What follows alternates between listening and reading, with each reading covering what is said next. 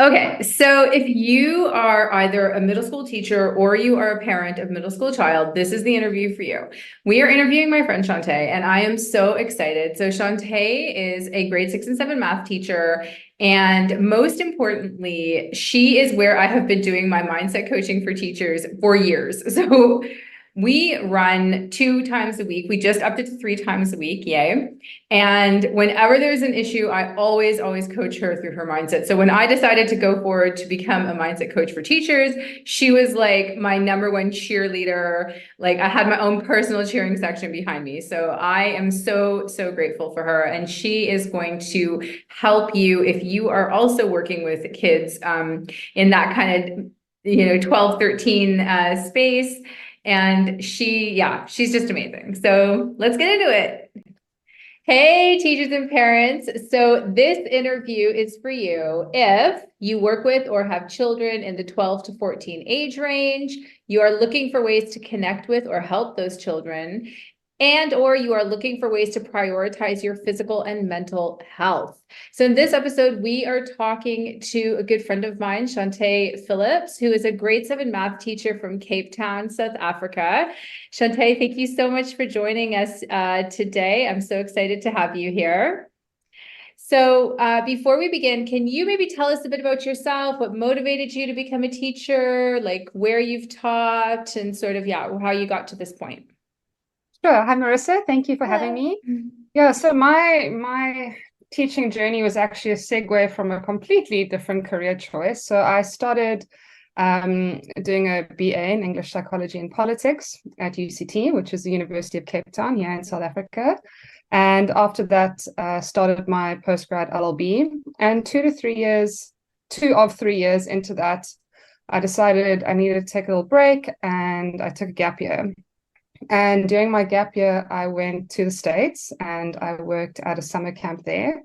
It was quite a while ago. I think it was maybe 8 to 12 weeks long. And I spent the summer working with and teaching children, Okay. and came back home and I said to my folks, guys, I'm meant to work with kids, I'm meant to be a teacher. This is where I have to be. So changed my postgrad, did a postgrad in education instead. Best decision I've ever made. If I think back now to the person I am now, I would not survive in an office. Yeah. Teaching is what I'm meant to be. I'm meant to be around children all day. I love connecting with kids all day. But if I hadn't followed that gut instinct, I think my life would have been really different now. So after I did my PGCE, I worked overseas for 3 years. I was in Korea and then at an amazing Okay. school in Thailand, in Bangkok. So I worked there for 2 years. And then because South Africa is just the greatest place, I had to come It is back home. amazing. Came back home and then started working in South Africa in 2016, and I've been teaching ever since. I have taught between the South African CAPS curriculum and I've taught at Cambridge as well. And I've taught anywhere between grade 3 and grade 7, so from foundation phase all the way through to SP. Okay, cool. And now you're teaching grade 7, right? Grade 6 and Now I'm 7 teaching mainly. grade 6 and 7, so I'm a grade 7 registered teacher, and then I'm the subject head of mathematics at my school and doing grade 6 and 7 math there as well. Yeah. Amazing.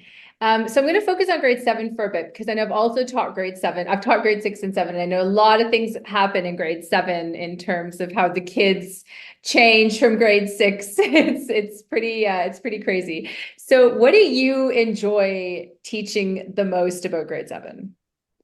It's so interesting to me when I speak to people and I tell them I'm teaching grade 7, it's like, oh, teenagers, and I've kind of always enjoyed teaching them. They're a little odd, they're trying to find their feet. Am I an adult yet?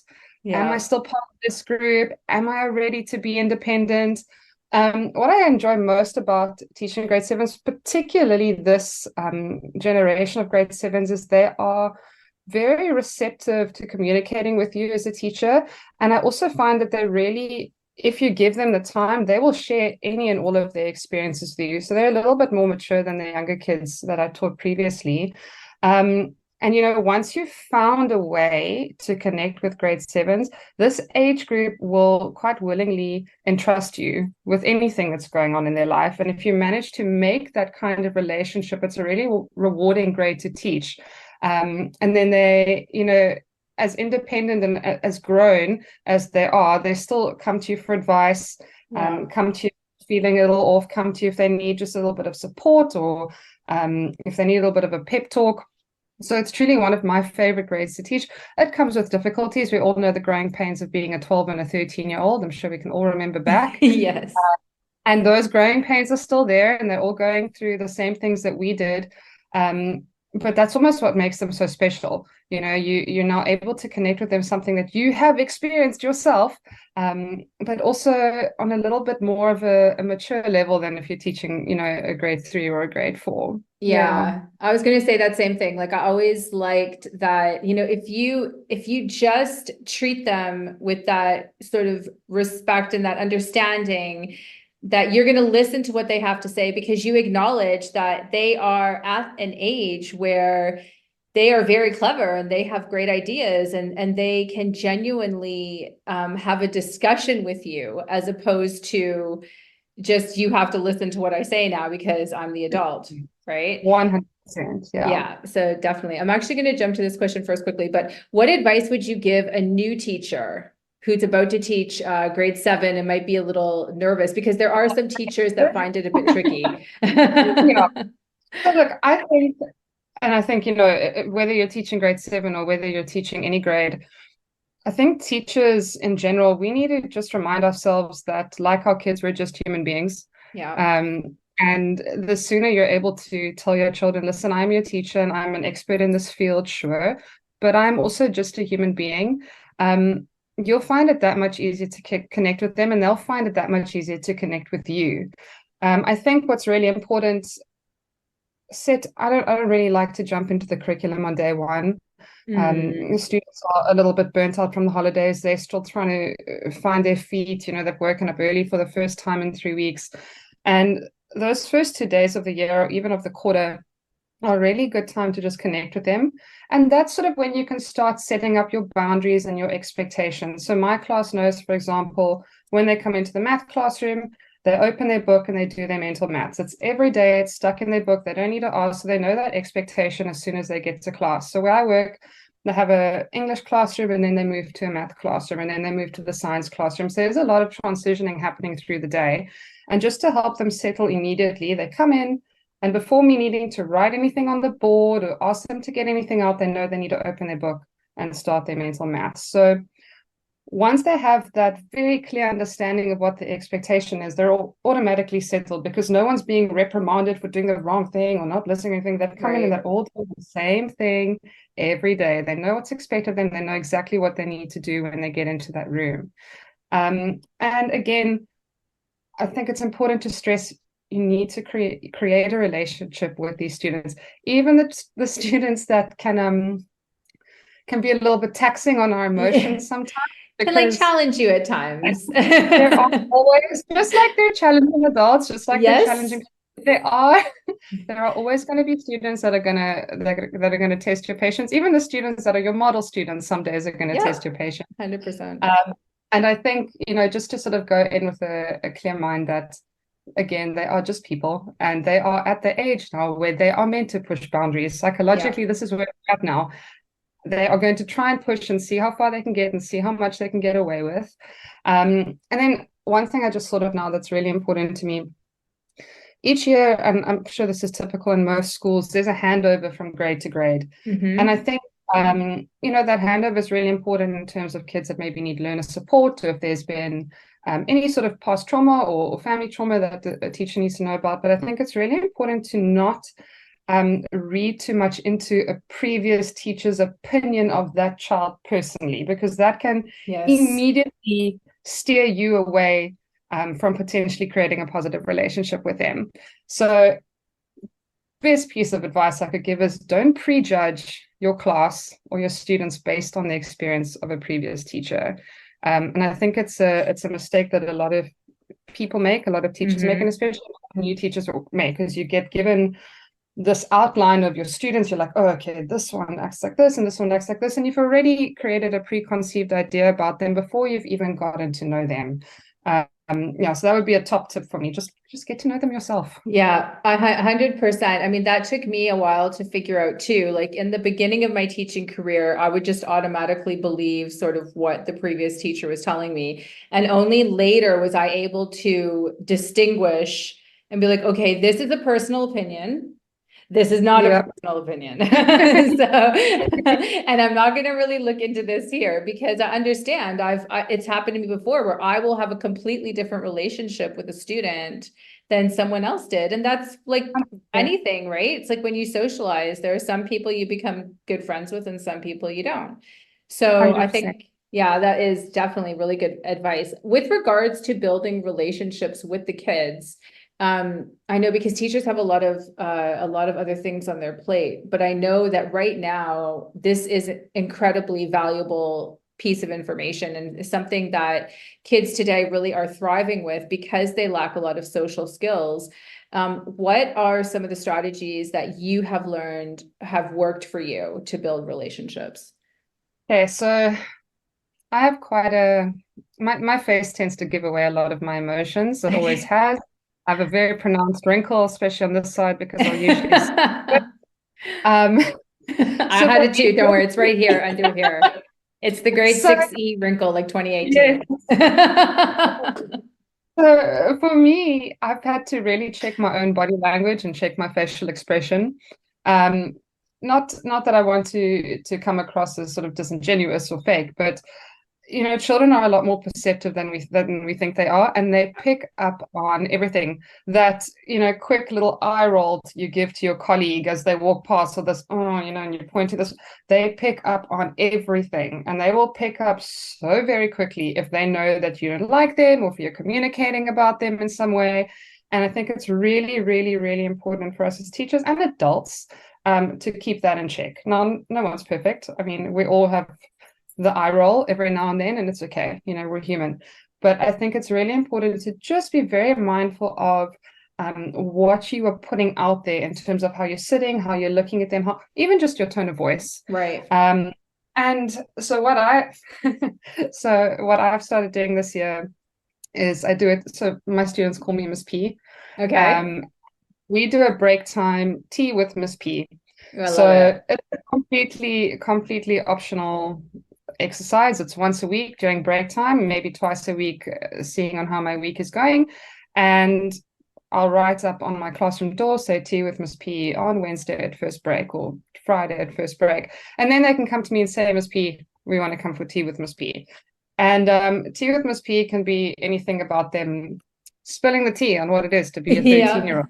Or just having a little moan about their day or telling me it's just 30 minutes for us to bond. It's got nothing to do with academics, nothing to do with anything school related. It's usually a group of friends, maybe 4 or 5 girls, and they just come sit.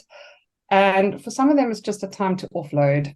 But I found, so I try to make a really cognizant choice at the beginning of this year to try and reconnect with my students, and giving up half an hour once a week it's not a lot of time, especially because that half an hour then fosters a stronger relationship with those children, and that then in turn brings better behavior in the classroom. It strengthens your relationship. It improves their work ethic because they've now bonded with you, so now they want to perform with you. So that little half an hour that you've given up extends to a much better year overall.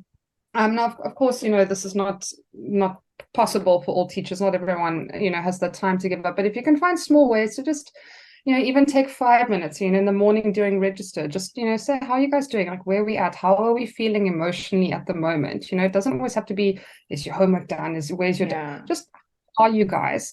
And the more you ask them, the more they will start to speak to you, because they'll realize this isn't a teacher trying to fish. We're actually in the mornings before school starts, we chat about our day and we see where we're at.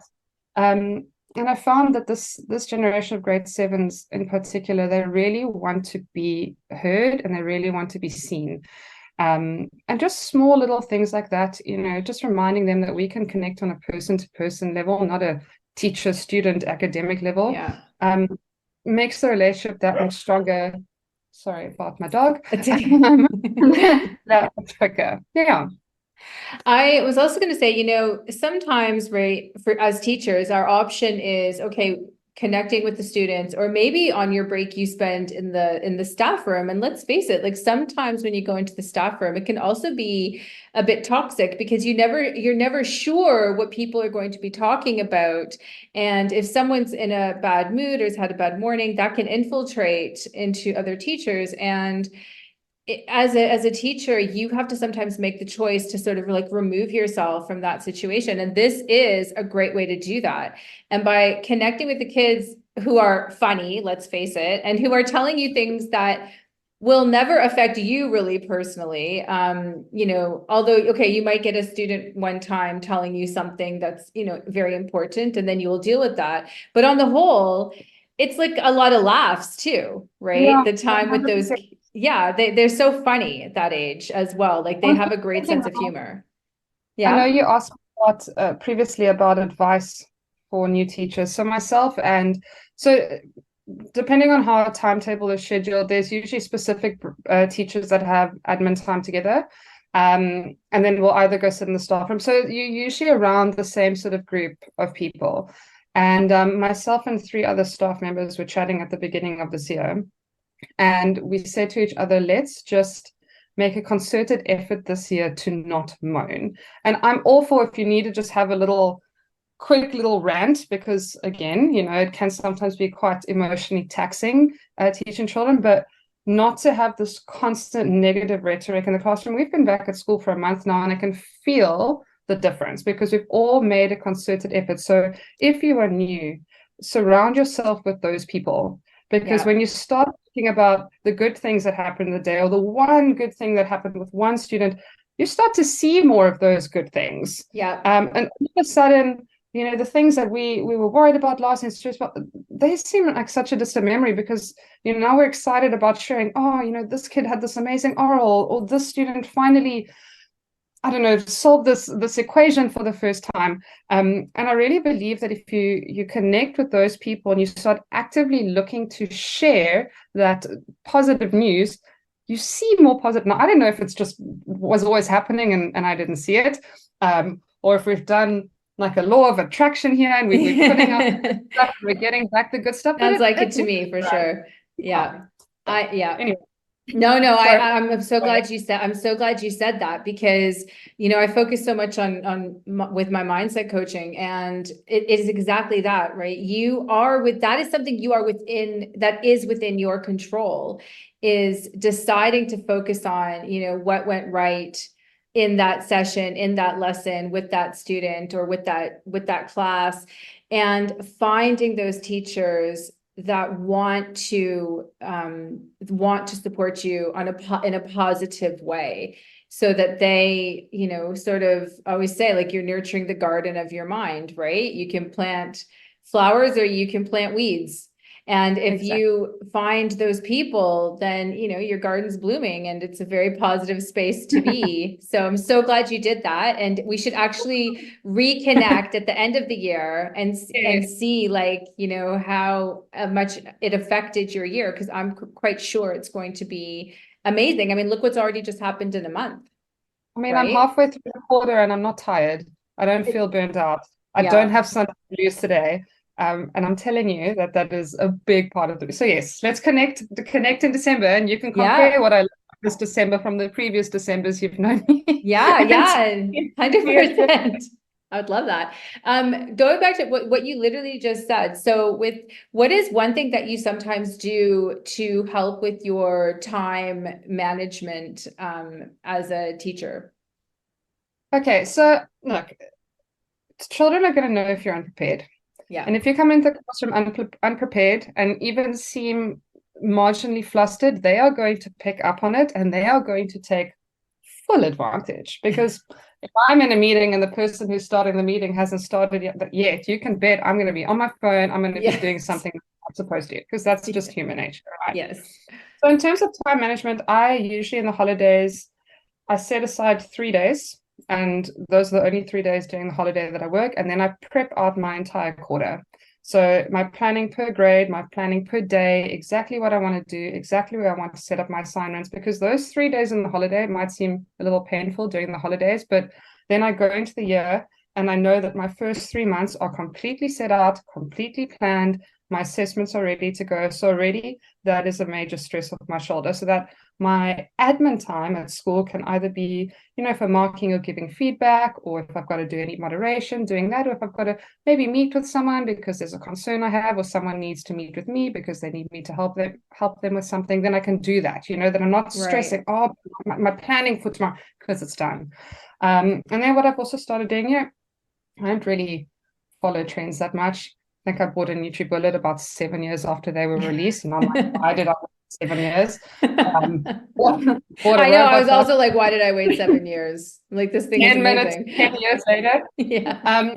And so, for years now, there's sort of been this meal prep trend. A lot of people doing it for fitness and health. And I was like, at the beginning of this year, I'm like, okay, I'm going to do this. So Sundays, do my meal prep for the week. I don't cook for the week, but I've got my plan. I'm going to cook 3 times a week. All these little things. If you take one afternoon out of your 7-day week to prep all your meals for the week already, it's going to take that sort of mental strain off at the end of the long work day, because okay, either I'm just warming up this that I cooked last night, or what have I got in my fridge? Okay, today I'm making this curry. Okay, and I bought all the ingredients on Sunday, so it's ready to go. So just doing small, manageable changes, but in the long run, make things a lot easier. Yeah. And I think even if you have kids, like, kids can help you meal prep as well. You can go through like a food magazine and be like, okay, what should we make this week? Or let's plan the menu together. And like, everyone gets a day that they can write down what they want to have. And then you just quickly shop on the one day so that you're ready for 100%. the week. I know right? what my parents used to do. So when my brother was still living at home with him, we've both moved out since, but they used to do, Monday and Tuesday, dad would cook, mom would clean. Yeah. Then Tuesday, Wednesday, mom would cook, brother would clean, and so on and so forth. So everyone got a turn, and then everyone also got 2 days off. And it makes a huge difference. There's no reason that you can't, even if your kids are a little younger, there's no reason why you can't teach them, if you boil the pasta and drain the pasta, let them mix in some pesto sauce and let them mix in some tomatoes, and they've contributed. And also they're learning a skill. Yes. So yes, you never know that when they're going to be on their own eventually, and then suddenly you find out they can make toast, and that's it. You're like, oh, geez, maybe I shouldn't have cooked the whole time.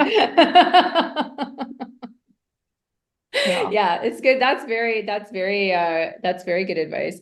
And I know you were also mentioning to me earlier about sometimes even just planning your wardrobe out, like even just prepping that so that you've got that done, which I think is brilliant. I really should do that. So I'm not type A anywhere else in my life, but I'm fairly sort of organized. So my closet is, there will be no judgment here. My closet is it's in rainbow order, and then in the reds there's the t-shirts, the long shirts, and the dresses. And then I do the night I love before. it. Tomorrow's a jeans day, tomorrow's a dress day. Just the small little changes, and then I know what I'm going to wear. You and I run in the mornings. Yes. And another thing for time management, a lot of us tend to, when we get home, it's TV time, couch time, and then scroll on my phone time until 11 p.m.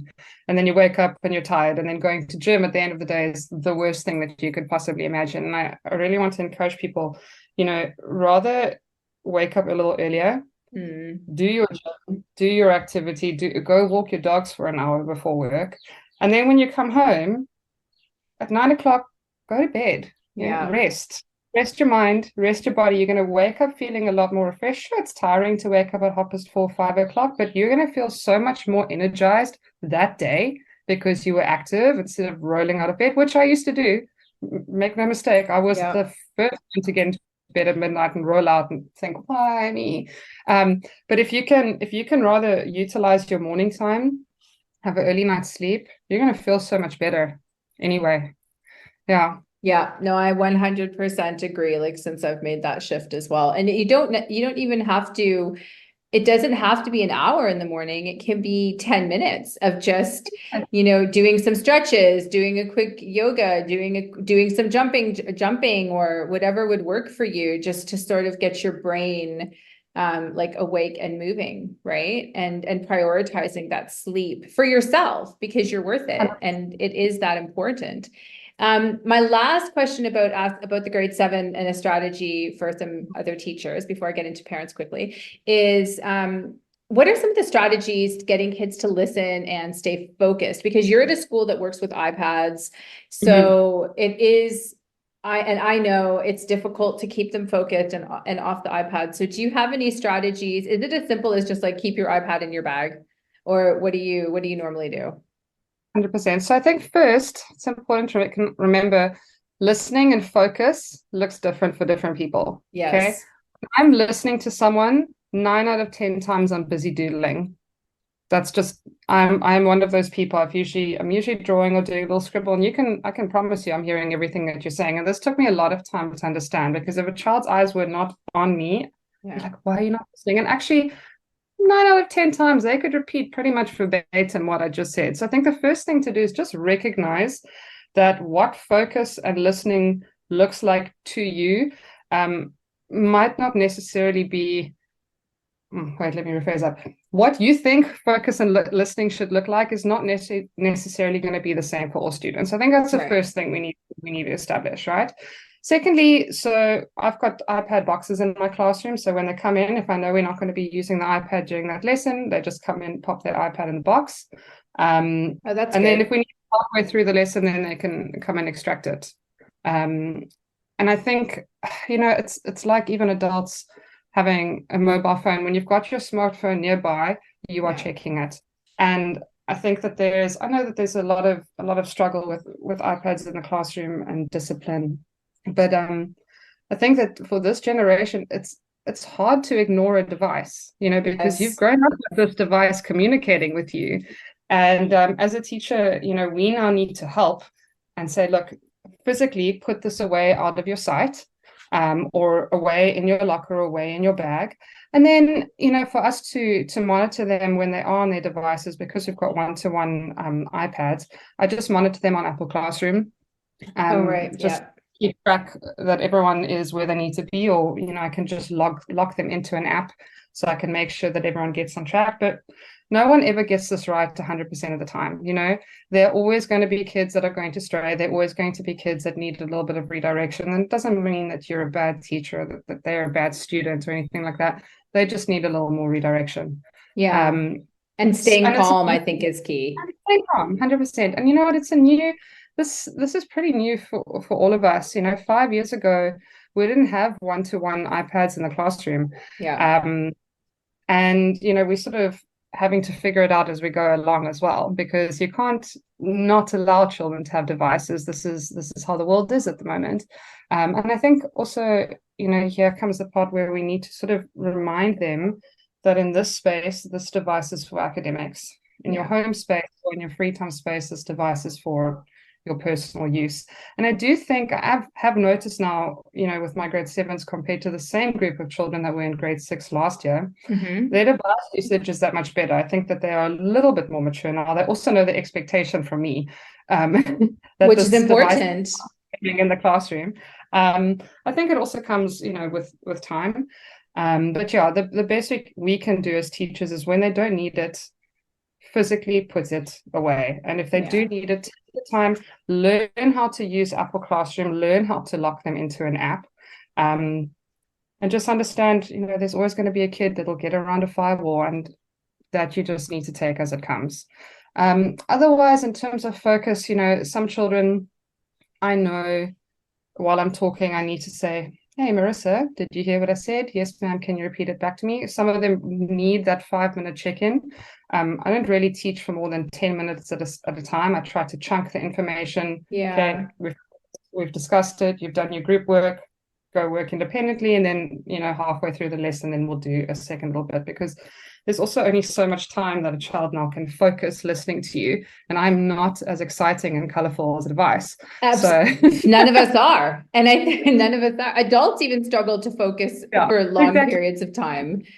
So 10 minutes, 10 minutes is when I need to get my info in, and then I've got big pieces of paper on each table, so they do group work before they even look at their maths book. They try and do some tasks together. And again, they're now focused in on math. Yeah. And then finally they work independently. So they've had 10, 15 minutes into the math lesson focusing on math before they now need to sit quietly and work on their work themselves. So I think small bite-sized chunks of information. Yeah, I think that's very valuable information there, because you're right. It's got to be in bite-sized chunks. That's just how we are today, right? We multitasking all the time. We're not used to being focused on just one thing. It's more difficult for people. With regards to parents, what advice would you give a parent of a grade 7 student who maybe wants to really help their child navigate through this tricky age? Because I'm sure you've had a lot of parent meetings. What's some of the advice that you tend to give parents who might be curious about that? Yeah, so step 1, get to know your child's teacher. Okay. Yeah. We see your children for 7 hours a day, Monday through Friday. So we really, really do know your kids well. And as soon as you've created a solid parent-teacher relationship, the two of us can work together to help your child. So that for me is step 1. Teachers are not the enemy. Okay. We've literally chosen to do this to help better and improve and grow your child. In terms of navigating having a teenager. Yes. I mean, first, let's just say that teenagers are hard. And I think first thing as a parent you need to do is just give yourself a little grace, because no one really knows the correct way. And I think that this generation of kids in particular are tough. I think, as with any child, children need boundaries. They need to know what the expectations are of you as their parents. You are allowed to give your child chores. You are allowed to set times when they can do homework or when they can be on their device. You are allowed to make a bedtime. You are allowed to choose when your child gets a mobile phone. Even if everyone else in their class has a mobile phone, you do have that choice. And I think that we need to, as adults and specifically as parents, sometimes you've got to make the decision that your child is not going to be happy with, but in the long run, it's going to be better.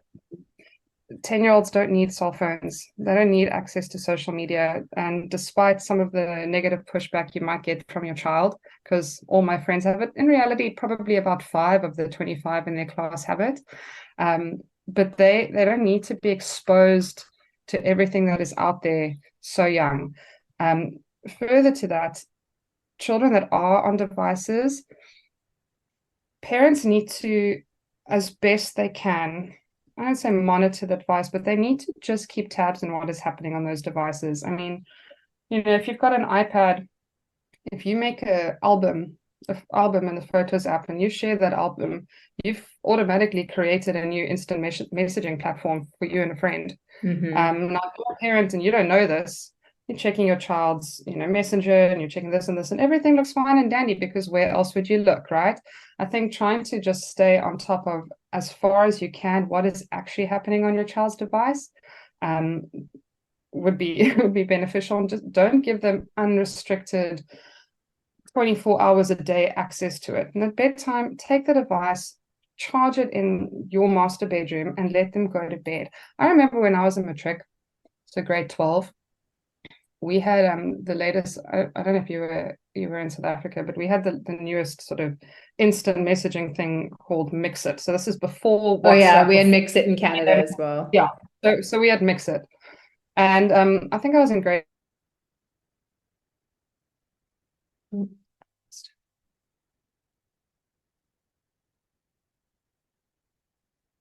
Ooh, did the Wi-Fi go? Let's see, hold on. Oh, there you are. Are you there? Okay, yeah. Okay. So start over. I can cut that out. So start over with go from, I think I was in grade. Yeah. So I think I was in grade 11 or 12 when Mixit came about. So 17, 18 years old. So old enough to know better. Okay. Yeah. So before WhatsApp, before BBS, before Facebook, before Instagram, there was Mixit. Okay. And I would spend hours into the night, chatting on Mixer. So I would wake up for school exhausted. Now it's 60, 70. Should I have known better? Yes. Did I make the right choice? No. No. Okay. So, and I know that kids do this because I did it. Okay. And it's nice having a friend at your fingertips. Like, what could be better than chatting to your friends at night, especially when you're not supposed to? I mean, it's a thrill. Yeah. So, take your kids' devices at night. Take it at 9 p.m. or 10 p.m. or whatever time bedtime is, and just remove the temptation. They don't need to be talking to people after 9 p.m., even 7 p.m. Then they're not having any sort of blue light or any screen notifications, anything. 7 o'clock, let the device go away. Bedtime, book time, or whatever your nighttime routine is, it'll help them because they can't do it themselves. I can't do it myself. I still have my phone at night sometimes. And unless I physically take it and put it in a room, you can bet I'm going to be scrolling on it. So yeah, as a parent, I think that would be really, really helpful. Yeah. Something that my family did, and I was actually thinking about it a couple of days ago. We, every night at dinner times, was myself, my mom, my dad, and my brother. Every night when we had dinner, my dad would make us say your favorite thing. So he'd say, okay, what was everyone's favorite thing of the day? And then, Oh, I like that. Yeah. Now, 13, 14-year-old teenager, I would sit and be like, oh my God, why? We would every day for my whole high school career share our best thing of the day, not our worst moany, but the best part of the day. And that for me now, in my mid-30s is such a cherished memory. Because I remember, I think back, I'm like, I must have been so miserable. Like, it must have been the worst sitting at the dining room and having my parents. But, they made a concerted effort even then to try and help us see the positive in the day. Mm-hmm. And also to just connect with us. We had dinner at the table every night. And, for me, I've still got an incredible relationship with my parents because of all of that time that we spent together. Yeah. I think the more time you spend with your team, the Oh, you better. missed a spot here. Oh, thanks. Okay, I'll edit that out. Yeah. Even if they push back, spend time with them. Yeah. Yeah, So, absolutely. Just keep trying, right? Don't like give up on spending time. And also with when I was going to say with the phone, taking the phone and out of the bedroom at night, educate them. Find an article about the importance of sleep. Find an article about what sleep does to the brain and how it deprives the brain from, being able to be focused the next day or be active the next day, and how detrimental it is to have your phone in there. So it's not just you saying this is how it is, but you're giving them the science. Yeah, there's the why, right? Because they want that why. So if you give them that why. Yeah. The science. I'm sorry, I'm going to segue a little bit here. Go for it. Myself and my grade sevens, we were talking. So there was this whole Sephora social media frenzy with young kids at Sephora and playing with Drunk Elephant and everything. And I had a chat with some of my grade 7 girls just about, skincare and, because this is now all the rage. Yeah. And some of the skincare products that and this is in South Africa, okay? Some of the skincare products that they are using on their face are products that I use on my 35-year-old face. Yeah. And products that are way too harsh for a 12, 13-year-old skin. Yes. And I could already see sort of the eye roll starting. I was like, guys, hold up. Let's just research this together. And so we did, shared my iPad to the Apple TV, and we actually searched some of the products that they're using, some of the ingredients in these products, some of the anti-wrinkle, anti-aging, qualities that I have. I'm like, you guys don't need this. And I think because we actually spoke it through and we looked at the research behind this, I was like, you guys can just use just like a nice moisturizer and a toner and a face wash, and you don't need all of this crazy stuff. In fact, you're probably going to be harming your skin. Yeah. And because it wasn't teacher said, we actually spoke it through and researched it and found out about it together. They were receptive and wonderful. Exactly. 100%. I think that is absolutely the key. And because you're right, like, and now they know more. Now they can also see, okay, I'm going to tell my friend about this because now I know the truth because we researched it, you know? Exactly. No, I think Exactly. that's brilliant. You know, I've recently, and I've seen this as well in the past few years with students and parents, you know, parents that really want to make sure their child has this incredible, you know, life. And I love that. And it's fantastic. But they're very reluctant to let their children fail at anything. And personally, I feel like it builds resilience. I think it's incredibly necessary. What are your thoughts? And have you ever told a parent or a child, you know, it's important to fail, or has it been like a little bit difficult there? I have explained that it's important to fail, and it's been met with different responses. I think it's important to, and it's difficult to navigate. You know, has a child failed because they just genuinely didn't understand the work and they maybe need a little bit of remediation? Yeah. Or did they fail because they didn't study or they didn't prepare? In which case I would understand that a parent would maybe be a little bit upset and reprimand the child, but hopefully then they would learn that next time I need to prepare. I think it's really, really, really difficult to see anyone that you love fail. Yes. You know, whether it's your child or it's a friend or it's a friend's relationship or anything like that, it's hard seeing the ones that we love go through any kind of hardship. But it is so important to fail. Any kind of innovation, any kind of creativity, any kind of entrepreneurship venture, all of those people failed first. It always, no one does something perfectly the first time. And until you have built that grit and that perseverance from failing and then overcoming it and trying again, you're really going to struggle to move forward in any sphere.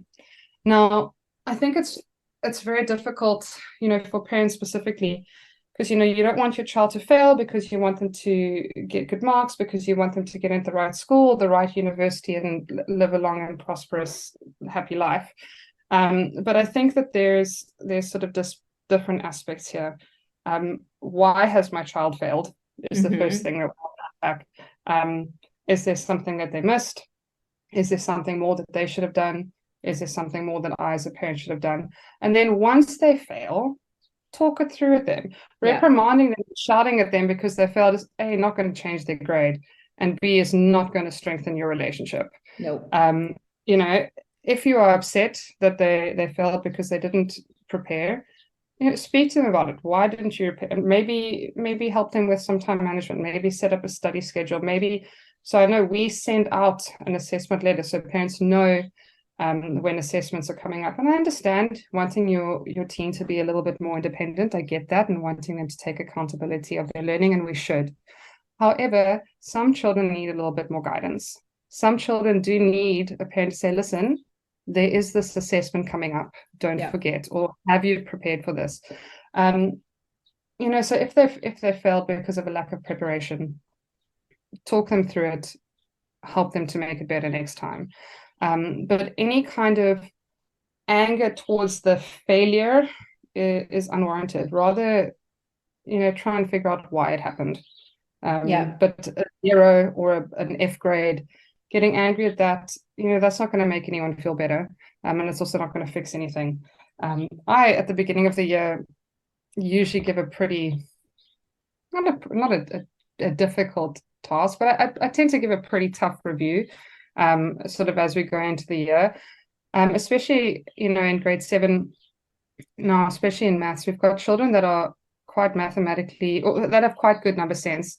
So for the first few years of school up until now, they've been able to rely on that basic number sense to get good marks in their maths. Right. They haven't had to learn yet, right? So there's now, you know, certain equations that are coming, certain laws that are coming in, certain new terms that are coming in, things that they actually have to learn, things that you can't just do, got good number sense or good mental maths.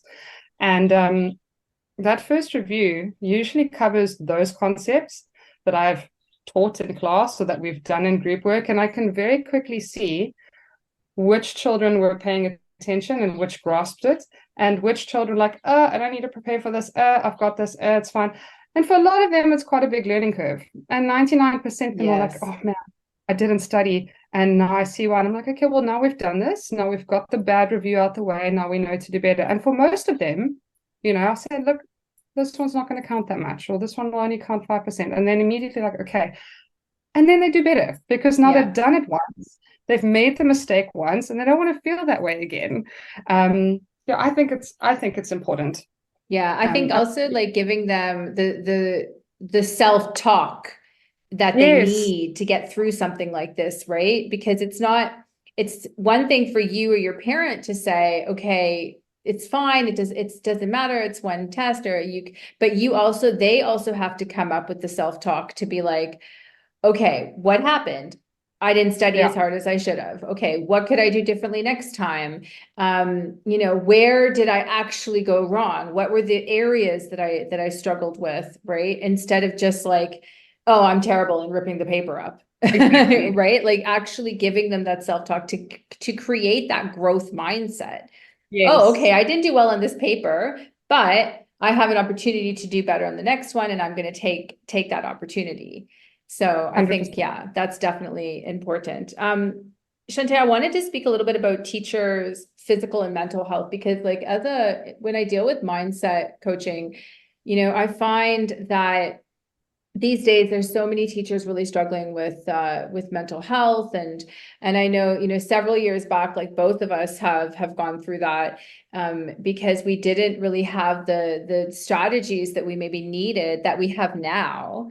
So what would your advice be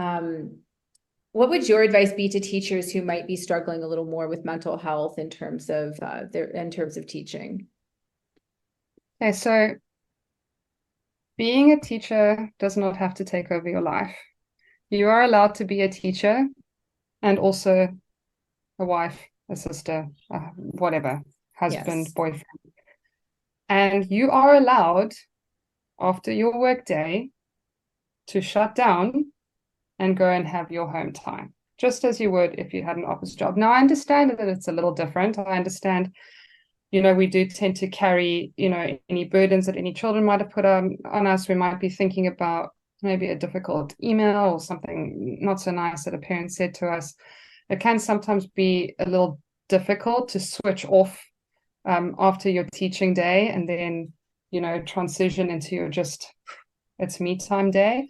But it is crucial. And I cannot stress this enough, because I personally burnt myself out doing this. Is teaching would be my life. I would have my work emails coming to my phone. I would have my work WhatsApps open 24/7. My books were coming home. Everything was coming home. And there was nowhere in my life from a Monday to a Sunday where I could just sit and debrief.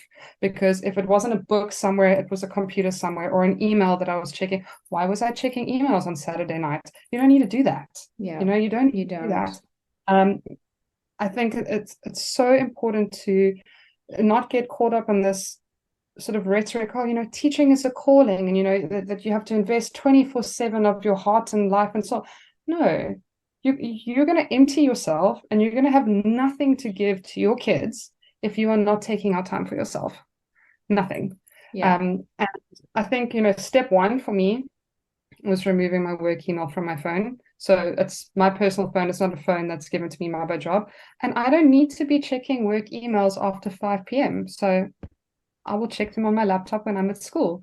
Same thing for any work-related WhatsApps. I've programmed my iPhone, so those are on a do not disturb after 5 p.m. So I don't see them, because I don't have to be available 24/7. And any other teacher out there, you also do not have to be available out there 24/7. When the doctor's office is closed, he's closed. Okay. You do not have to make yourself available at 7, 8, or 9 p.m. I promise that parent email or that admin email, it will still be there tomorrow, and dealing with it tomorrow will be fine. Yep. In fact, even better, if you don't see it, because at 5 p.m. you're not checking your work email because actually you need to just rest, even better. Then you're only going to see it when you need to see it. I think that, look, with the dawn of social media, I think, we do have a lot of keyboard warriors now. We do have a lot of behind screen trolls that tend to voice their opinion in unkind ways. And I think for a lot of professions, there is a lot of criticism, a lot of people saying things that are not so nice. Yep. And if you want to be smart about it, just program your Insta algorithm differently. Watch some Yep. videos of border collies. Don't keep watching videos of people saying bad things about teachers, because then that's all you're going to see. Yep. Watch some border collies. Watch a tutorial about, I don't know, growing a lily. And then that's going to be the content that you're exposed to. If you keep looking at that negative stuff about how bad teachers are and how, you're going to start taking that on and you are going to burn out. So Yep. on the good stuff. And also, when school's done, just go home. Put your comfy clothes on, just relax. Yeah, just breathe. like be you, like live your life and do what's important to you, be with the people who matter to you, who Yes. love you and support you no matter what. And I was also going to say, yeah, as well with like the Instagram, follow, or TikTok even, like follow, if you want to follow teachers that are posting great content. Follow teachers that Yes. are posting tips and tricks on how to be a better teacher, right? And don't feel obligated to lock yourself into comments either. 100%. It's because all of that, you're taking all of that in, or rather, don't scroll unless, or time yourself for 10 minutes and be, disciplined. Okay, I'm going to time myself for 10 minutes. And then I'm going to, spend time with this person or this person 100%. instead, for sure. And physical health, I know for me, everything changed. I mean, a lot of people don't know this about South Africa, but during COVID, alcohol was completely banned here, alcohol and cigarettes. And I know that wasn't the case in a lot of other places. All my friends in Canada, like my brother was like, I think it would be anarchy if they did that in Canada. So, but for me, it's actually a blessing because it completely changed my drinking. It completely changed, how much alcohol I was consuming because I wasn't consuming any. And that's when, my running got better, and we had already been running, but once we were consistent with that. And that has made a huge difference, I think, in my life in terms of my physical health and just being able to wake up and be sort of more productive on the day rather than like foggy, right? Huge, So, huge. So yeah, I quit drinking completely at the end of 2020. So we like three and a bit years in, and it has made obviously it's made an effect physically. yeah. I lost weight just because I wasn't consuming, calories and sugar in alcohol. But it's also improved my mental health. That alcohol is a depressant. Okay. So not only do you feel terrible because you've, had a rough night, but you also feel terrible because you've drunk something that's going to make you feel terrible. And cutting that out of my life, and instead, now I'm able to wake up early because I don't feel horrendous. I wake up early, 4:30, go for a run, 5:20, do that 3 times a week. The rest of the week, if I haven't gone for a run, I'll walk my dog for an hour, or I'll do a little bit of yoga. And I've just become a lot more appreciative of the body that I have. I don't have any knee or ankle or anything. Just this is it, and my body's carrying me healthy, and I can run, and I'm grateful for it. And I think it all goes hand in hand. Once you've worked on getting your mental health healthier, your physical health follows, and vice versa. Yes. And for me, the two sort of happened simultaneously. There was just one big change. I was like, right, this is what we're going to do, and this is how we're going to make ourselves feel better. And just prioritizing, if you think about it, if you are someone that is quite social, and I'm not demonizing alcohol. If you need to go same, of course, yeah, 100%. Wine with your girlfriends on a Friday, do it. I'm all for it. Like we've all got our things that make us happy. But if you are someone that is maybe doing that in excess, and you think about the time after the next day that is wasted, and you think about the fact that actually I could have used those 3 hours to maybe go for a run, or even just go for a walk, or go for a nice leisurely shop at my local grocery and bought some fresh things to make some nice food, you know. Mm-hmm. All of those little changes eventually make one big change.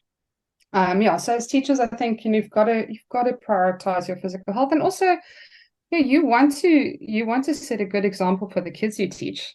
You know, I want them to see that I am healthy and that Yes. I am comfortable in my body, and that, you know, I drink. Yes, one trend I followed. I now have a really big water bottle, and that water was never. And yeah, it's the best thing I ever did. It's got these little indentations on when I've gone through 250 mils, and that gets my 2 liters of water down a day. Yep. But now I'm drinking 2 liters of water a day, and I can see the difference in my skin. And my students see me drinking water, so now they're drinking water, and they hear me speaking about exercising, so now they're motivated to exercise. So it all goes Yes. together. Yeah, no, I'm so glad you said that, because I wanted us to bring that up just for those teachers out there who might have been considering it. And even if you have, friends who maybe tend to drink if you're out, or not as the healthiest people, it doesn't mean, right, you cannot start the trend. You're doing it for yourself. You're doing it to prioritize your health for you. It's not for anybody else. And I mean, both of us can completely attest to how much of a difference it really will make in your life. So I just wanted to put that out there, right, for those teachers that might be on the fence, but they've been thinking about it, and that's the Yeah. first step. And especially those teachers are like, oh, you know, but how will I survive my day if I don't have a glass of wine? You will. Yeah, In fact, you will survive your day so much better without a glass of wine, because the next day you're going to feel fresh yeah, and not crazy. So if you think, exactly. stop for a month, stop with 2 weeks, and then extend that 2 weeks to a month, and just see how it goes. But you know, a lot of people, you know, and especially if you're in teaching, because you take on such an extra mental load, because there's 100 little people around you that you're Yeah, making split decisions for and thinking about every day. I understand that at the end of the day, you want to go and have a glass of wine to relax. I get it. That is yeah, me. That is who I was for a very, very long time. Um, but, you know, now I take my dogs for a walk on the beach, and that is amazing. yeah. And I don't feel gross the next day. So yeah, if as a teacher, you know, you think, well, how am I going to survive, you know, the end of the day without, you'll find a way. Yes. But yeah, I think that both of us, like you said, can attest, and just give it a Just go. try it. Yeah. And it does, if you have a drink on the weekend or whatever, like, it's not to say, you have to stop, but just try it like during the week and see how much better you feel the next day when you wake up. That's what I would say. So before I get into our final questions, I just want quickly, are there any like phrases that you use for like positive self-talk, like any affirmations that you like, or any phrases that you like that you say? Okay, so this is my personal one that I've just come up with right now because of what I Okay. did yesterday. I am allowed to be a couch potato. Some days it is okay to just be on the couch and be a couch potato. You are allowed. I love it. Okay. I am allowed to be a My couch affirmation potato. to all of you. Yeah, I was lying down yesterday, and I was like, oh, I've done nothing. And my partner came, he's like, babe, but it's Saturday. It's okay. And I'm like, you know what? Yeah. Like, it's okay for me to do nothing today.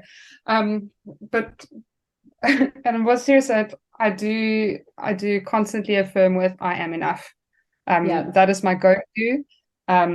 You know, if I'm ever doubting myself, you know, as a teacher, you do tend to get a bit of imposter syndrome. You know, I'm not good at this, or I'm the worst, whatever. I am enough is my go-to. That makes me feel better. It helps me to pull myself towards myself a little bit. Because I am enough. Exactly. Like, this is enough. I'm well educated. I'm good in my field.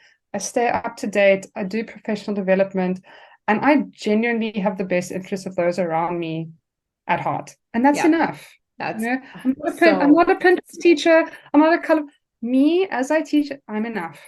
And yeah, yeah, that's one that I think people should I carry with them. agree. Yeah. And I'm worthy, right? Mm.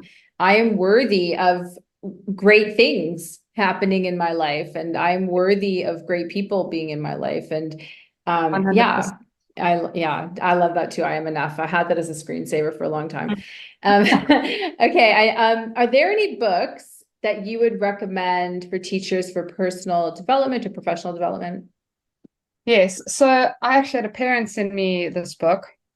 So without getting too much into the details of ADHD and children with ADHD, because I know that this is a hot topic and that's probably going to be a hot topic for a few more years, and Mhm. whether to medicate and whether not to medicate, and it can be quite a Pandora's box when you Oh, open. I raised the Um, balloons. Sorry. I know I learned I can do that. I just like, you see this with my confetti. Oh my word, this is the greatest thing. I know, this is my favorite. Oh, I see, know. I haven't Zoomed since COVID, I so know. clearly I'll things. teach you how to do, I'll teach you how to set it up on your Mac after. Anyway, so go on, tell us. So with ADHD being quite a hot topic, and I think for a lot of teachers, you sort of there'll be one or two professional developments at school if you are fortunate enough that your school allows that. And for a lot of us, we sort of learn as we go. But a parent recommended this book to me. It's by two MDs, E. Hallowell and John Ratey, if I remember correctly, and it's called Driven to Distraction. And it's the journey. It's based on We'll put it in two the show events notes. of people. Yeah, so Driven to Distraction, and it's basically a psychiatrist who deals with adults, and most of them are diagnosed with ADHD. And then he sort of traces back to things that happened in their childhood, and triggers that were missed, or things that were missed by previous doctors that would have actually helped them be diagnosed a little earlier. Mm-hmm. And there was one thing that I read that was really sort of hit me a little bit. Yeah, there was one about kids with ADD, and I'd never thought about it before, and how they struggle to make friends. And I always thought, oh, well, maybe it's because they're loud, or they're impulsive or anything like that.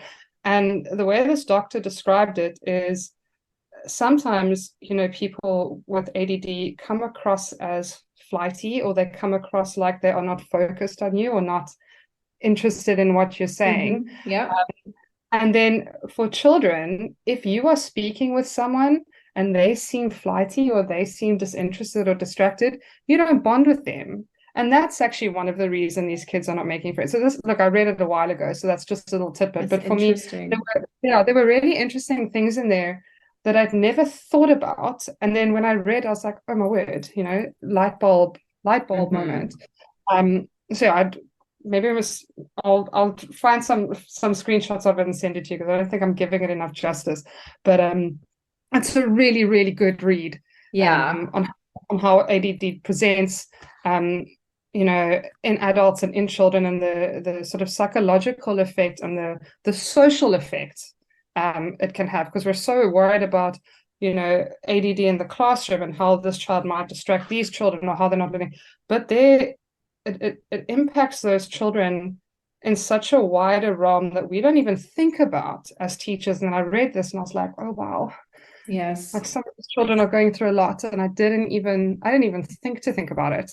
I think even like introducing it to parents who might be worried about if their child has ADD or ADHD. And also, I mean, now I think it's so, it's a lot more common because of the iPads and the social media and the gaming, of course, right? The lack of focus. But then there's also that question, okay, yes, you can't focus because you're a gamer, but does that mean you have ADD or ADHD, right? Yeah. So it's also kind of knowing what signs to look for, and getting that from scientists who have done the work or the research. That's fantastic. So we'll definitely put that in the notes, so if anyone wants to get their hands on that, for sure. Okay, so going into mindset a bit, for our final thoughts, what is one thing that you do, so if things start to get chaotic, what is one thing that you do to stay calm? So in the classroom, if my class is being a lot, fortunately, our classrooms are glass, so I can step outside the classroom and still be watching the classroom. So if it's really, really hectic, I'll sometimes just take a step outside. And just that change of environment for me from inside the classroom to outside the classroom is enough. Sometimes I'll just sit and breathe. It sounds, but sometimes I need to just sit and close my eyes and just take a few deep breaths. And while I'm breathing, I'm able to then actually unpack what it is that is actually chaotic. So my eyes are closed and I don't have this happening around me. I can actually look, okay, is this really a problem? What is, and then once my eyes are closed, I can usually pinpoint, be like, okay, hold on. All of this is actually because I'm worried about, I don't know, my cat. And actually nothing around here is a problem, but I've got something else on my mind that is making me frustrated or sad or worried. So I try to, when things get chaotic, just take a moment to breathe and then just take a moment to pinpoint if there is one specific thing that has maybe triggered everything. Personally, in a school environment, as a teacher, you do feel like you're juggling all the balls all the time. Okay. Yeah. And at some point, and I don't know how well this is going to go down in the teaching community, but sometimes you just have to embrace the chaos. Yeah. Sometimes you just have to accept that we are not going to finish all the things on our to-do list today. Yes. We are not, and that's okay. And that's okay. So when I'm going through a panic, I'm like, you know what? No, I'm not going to get through this, and it's fine. And as soon as I've started talking to myself that, I don't have to do everything every day, 100% of the time, things just feel a little bit more manageable. So yeah, breaking it down, the same way we chunk our lessons for our kids, try and chunk the things that are making you stressed. Maybe you got a really difficult email and that is what's sitting on the back of your mind.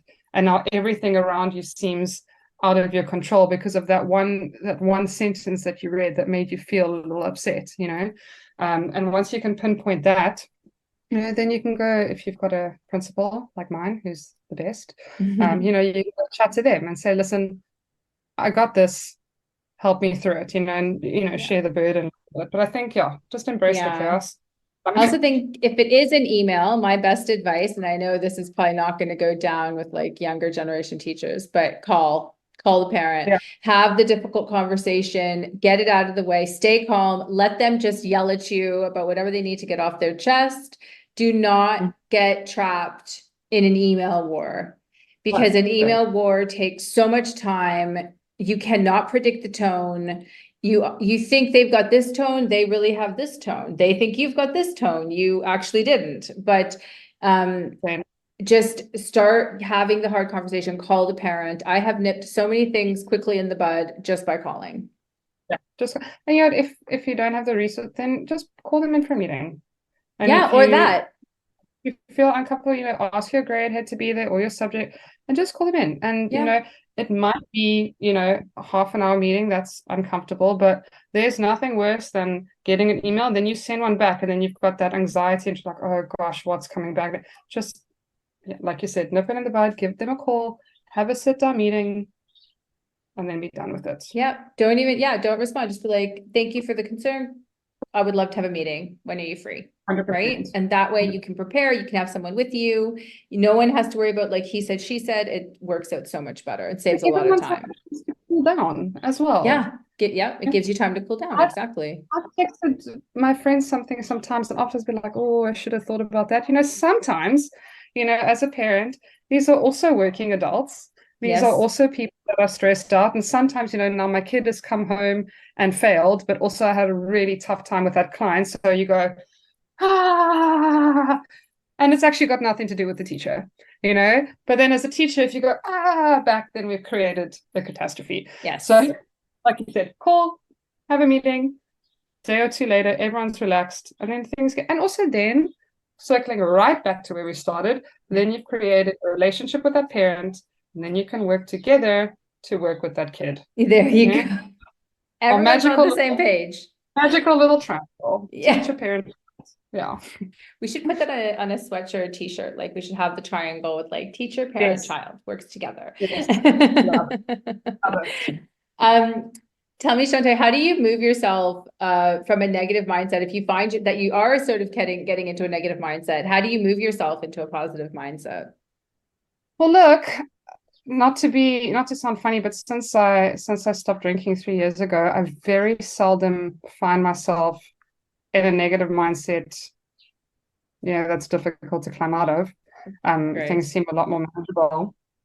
Um, but I do just try to find the small wins. If you're having a really, really tough time, find the small wins. That's good. If you've got kids that are, in fact, I'm pretty sure it was you that told me to do it. It was you that told me, if your kids have written you a letter or your parent has sent you a nice email, save that stuff, Yeah. keep it in a file or keep it in a folder on your Mac and go back and look at it so that when you're having a bad day, um, and I'm speaking specifically about, a teaching day, go back and read, those letters that your past students have sent you, or that one parent that said, thanks, you've made such a difference.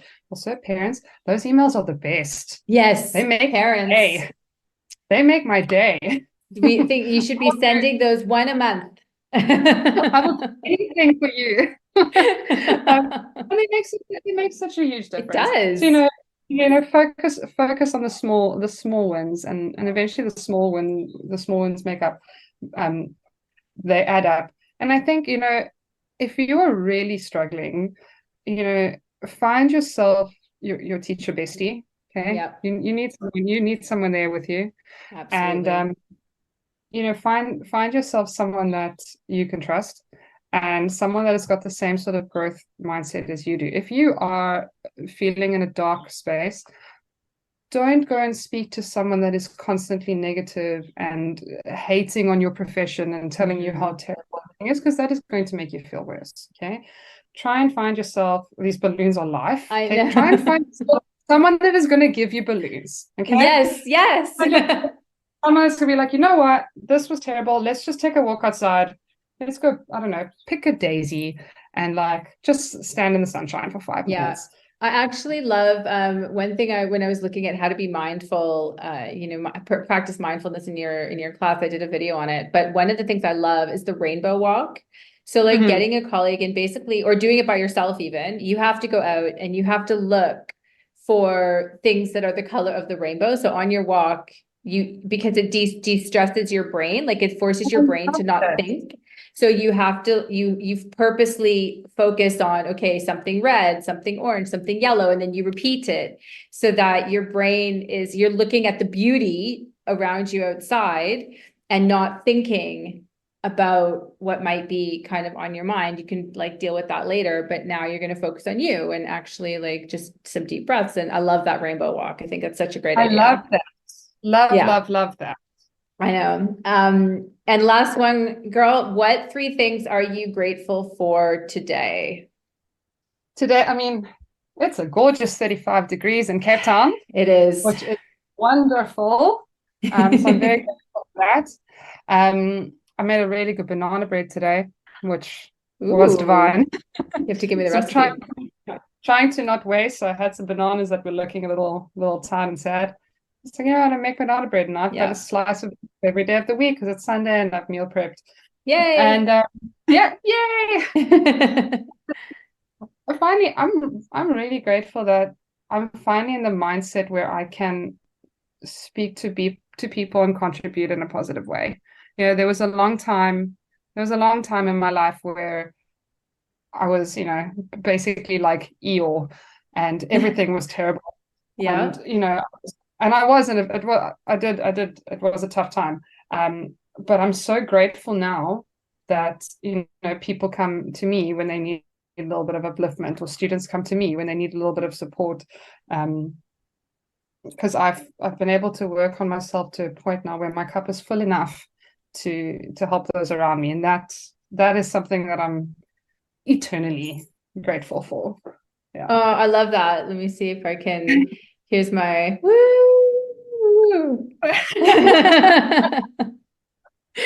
That's such a great, that's so great to know, Shante, because, I am always so grateful for you because you are such a positive influence for me and on my life. And, I always feel blessed to find those people, find your tribe, and sometimes it can be tricky.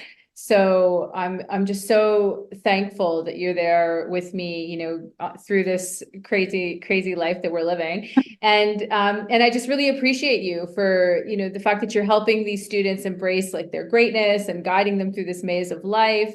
And yeah, and I just wish you the most amazing 2024. We're definitely going to meet in December and see how it went. Love it. Love you, friend. This is great. This is great. Love you too, girl. Let's make a little hearty. Okay. Okay. I'll see you soon. Okay. Bye, doll. Bye.